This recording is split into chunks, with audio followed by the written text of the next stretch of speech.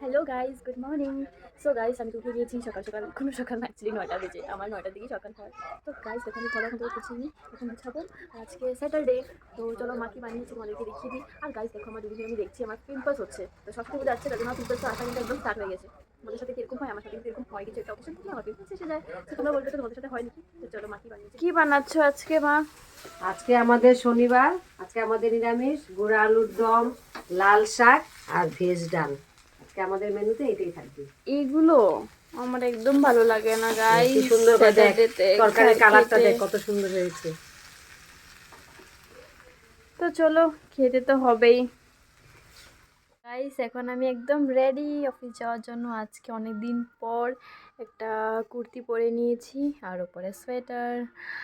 তো গাইস, আমি অফিস যাই, তোমাদের সাথে ইভিনিংয়ে আবার দেখা হবে। Bye bye. সো গাইস, এখন আমি জাস্ট ঘরে আসলাম, আর মা কি করছে দেখাচ্ছি, দাঁড়াও। এখন পুরগুলো ভরছি, ভরে বেলে এগুলোকে ভেজে নেব। সো আমি ফ্রেশ হয়ে গেলাম জিমে যাওয়ার জন্য। আর এই যে আমার ড্রেস, হোয়াইট কালারের টপ পরেছি আর ব্ল্যাক কালার প্যান্ট। তো চলো মাকে দেখি মা কি করছে। কিরে মোনা, কেমন খাচ্ছিস?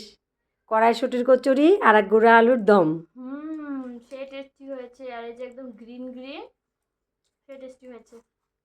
তুমি এরকম ইউটিউব দেখে দেখে আমার জন্য রোজ কিছু না কিছু বানাবে, আমার হ্যাঁ, খুব খুব ভালো ভালো লাগে না লাগবে। খেতে? নিজে তো কিছু বানাতে পারিস না।